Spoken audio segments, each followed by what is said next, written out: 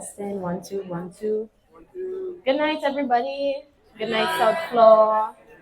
Thanks, South Floor, again for having me. This is my second time here, and it's always a vibe. Always a vibe. Give it up for South Floor one time.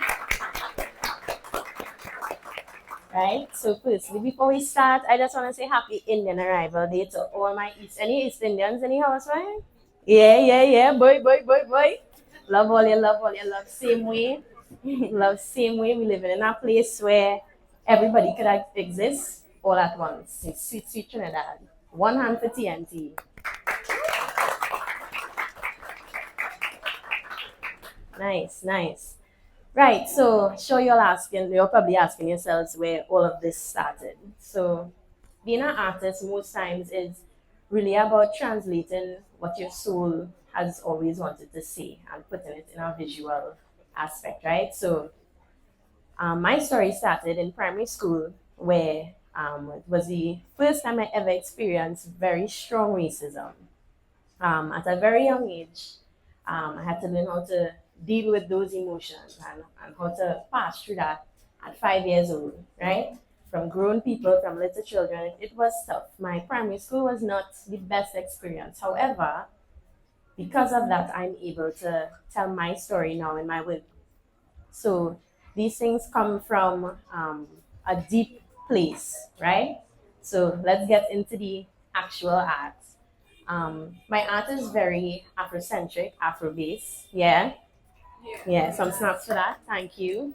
I have not always embraced that side, but now I do, and I speak it loudly and proudly now. And most of my art gives homage to that place. For this one, she's called the Blooming Afro Chic.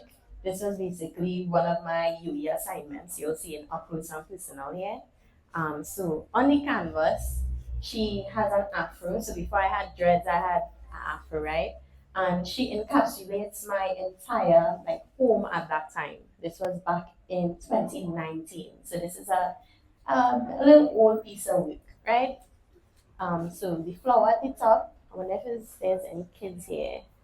Right. So at the top there's a vulva. I will point it out for the kids in the presence, but my home is female oriented, dominated, I should say.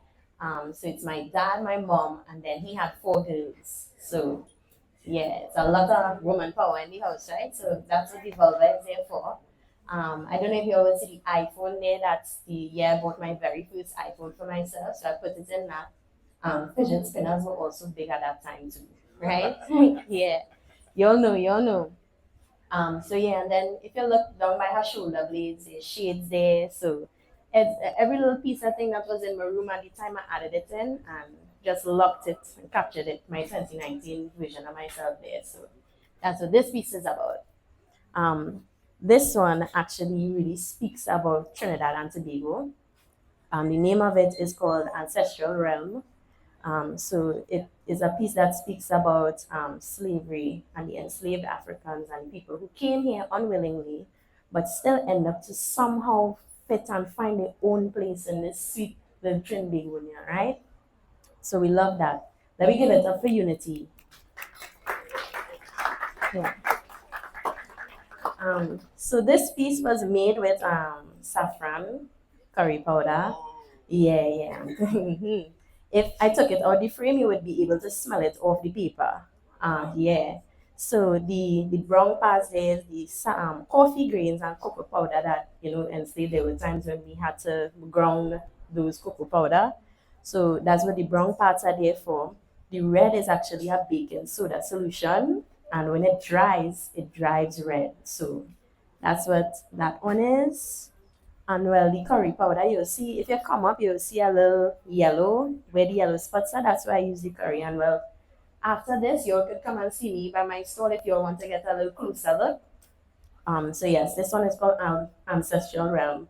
And all of them are brain like mules because at that time, we had experienced a lot of traumatic stuff our ancestors had powered through to reach where we reach now, right? So all of their mouths open like that because of the pain they went through, but my mouth closed because the piece itself is my voice, right? So that's Ancestral Realm, right? And now I want, yeah, thank you.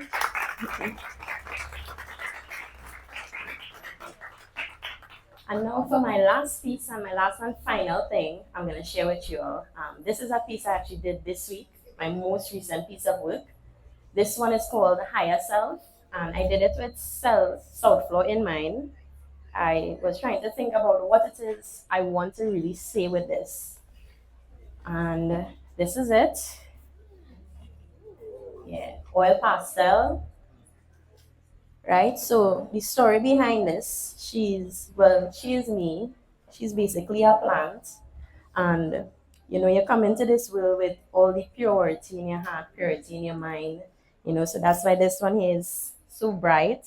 She's very vibrant, but she hasn't reached that higher self of consciousness yet. So if you look in her eyes, she kind of looking off. That's where we all start. You know, but growth and change is inevitable. We have to experience it whether we want to or not, right? So she finally reaches that sort of higher point in her life, right? And sometimes when you start to get that understanding and that questioning and that your eyes start to open, you could feel alienated from society. So that's why her higher self looks a bit like an alien, right? Because you're waking up now. So my message to you today is to wake up, open your eyes, look around, look at the capitalism, look at the colonialism, look at the racism, and fix it. If you know a little child, speak that into them because they are the future, right? So unity, love, and feel free to come and talk, come and check out the store when you're done, and have a good night, everybody. Love you all.